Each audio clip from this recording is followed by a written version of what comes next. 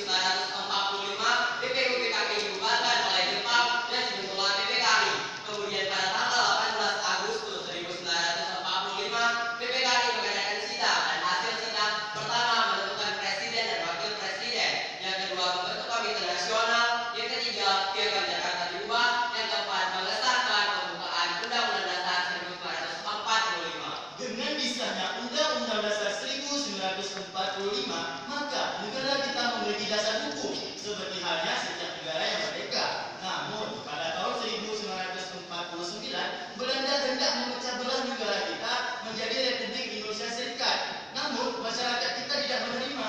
Alhasil, pada tahun 1950, konstitusi RIS berubah menjadi Undang-Undang Dasar sementara. Kemudian pada pemilu pertama di tahun 1955, terdapat 3 partai pengusung, yaitu PPP, PKI, dan PDI, dan dibentuklah Badan Konstituante yang bertujuan untuk membuat undang-undang baru yang dapat menggantikan Undang-Undang Dasar 1945, dan mereka melaksanakan sidang selama 2,5 tahun dan tidak menghasilkan apapun, dan akhirnya mereka dibubarkan. Dikarenakan keadaan genting tersebut, Presiden pun mengeluarkan hak prerogatifnya berupa Deputi Presiden pada tanggal 5 Juli 1959.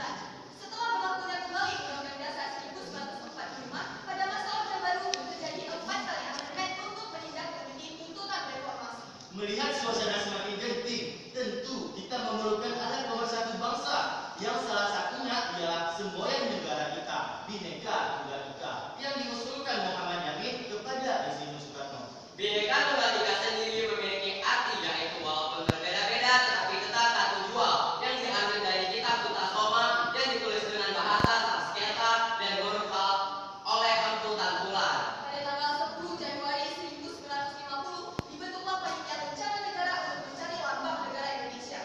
Lalu pada tanggal 11 Februari 1950, ditetapkanlah Garuda Pancasila sebagai lambang negara Indonesia, yang mana membuat semboyan Bhinneka Tunggal Ika di dalamnya yang dicegat oleh kaki Garuda Pancasila. Dengan adanya alat pemersatu bangsa, tentu negara kita menjadi negara kesatuan, seperti halnya yang tercantum dalam pasal 1 ayat 1 yang berbunyi, negara Indonesia ialah negara kesatuan yang berbentuk republik. Kemudian menurut pasal 25A dapat kita lihat bahwa Indonesia terdiri dari banyak pulau yang tersebar dari Sabang hingga ke Merauke, yang memiliki batas-batas dan hak-hak wilayahnya yang ditetapkan dengan undang-undang. Oleh karena luasnya wilayah Indonesia serta bangsa kita heterogen, maka ditegaskan pada pasal 37 ayat 5 bahwa untuk khusus bentuk negara kesatuan Republik Indonesia tidak dapat dilakukan perubahan. Lahirnya negara kesatuan Republik Indonesia tentu tidak lepas dari peran-peran para pendahulu kita. Terjadi 2 kali perjuangan, yaitu perjuangan secara fisik dan perjuangan secara politik. Perjuangan fisik yang kami maksud di sini adalah perjuangan angkat senjata yang dilakukan oleh para pendahulu kita, di mana para penjajah menggunakan senjata modern dan para pendahulu kita menggunakan senjata tradisional. Dan pada perjuangan fisik ini terjadinya kegagalan, bahkan memakan korban jiwa. Para pemuda Indonesia merasa bahwa perlawanan secara fisik tidak akan berhasil. Lalu mereka memilih jalur pendidikan yang menembuskan nafas politik dengan mendirikan Budi Utomo. Kemudian diterapkannya Sumpah Pemuda dan pembacaan teks proklamasi pada 17 Agustus 1945. Maka dengan ini telah terwujudlah keinginan para pendahulu kita yang tercantum pada pembukaan Undang-Undang Dasar 1945 alinea keempat. Terima kasih. Betul.